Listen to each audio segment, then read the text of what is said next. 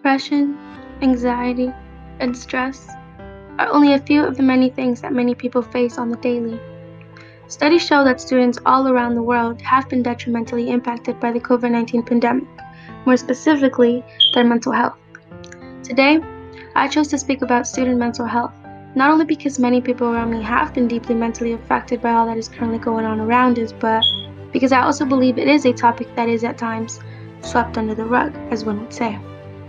Therefore, I choose to bring awareness to the situation in hopes of this helping at least one person out there.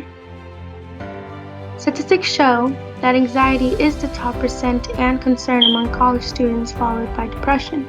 So it's no surprise that students all around the world are showing an increasing demand in mental health services.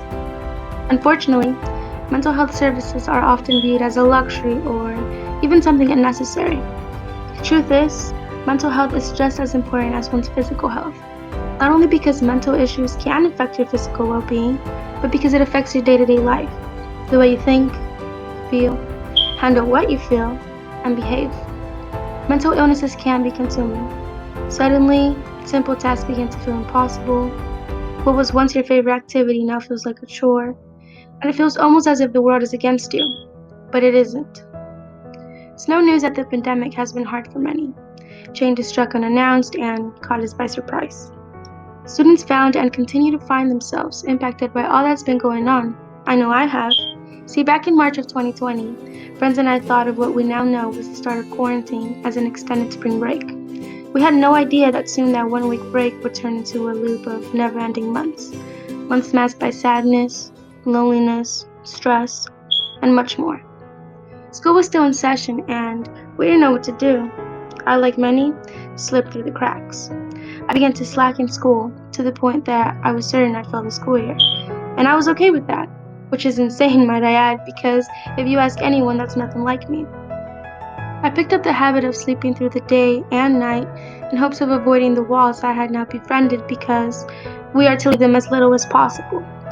And I began to be consumed by all that was going on to the point that nearly all those friends I mentioned earlier are now just people I share laughs with. I think I, like many, took social distancing a little too much to heart because I didn't talk to anyone, not face to face and not virtually. And I say this to say that I think this is a good example of how hard it can be to maintain mentally healthy and how much it can really affect both you as a person and as a student. But that's okay because I'm good now and thankfully so are those around me.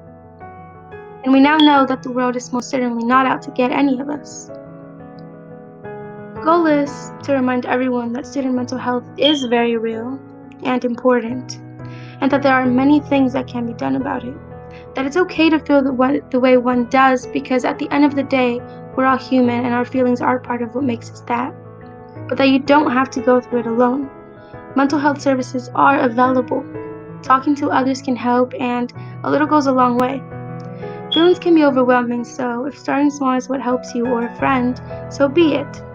Try and pick up a hobby that brings you joy, keep active, make time for yourself, and breaks. The topic is student mental health, but the reality is that this is an issue that has no mercy on one's age as it targets people of all ages. So check on your loved ones, don't disregard their and your signs, and most importantly, know that you matter, are loved, heard, and appreciated.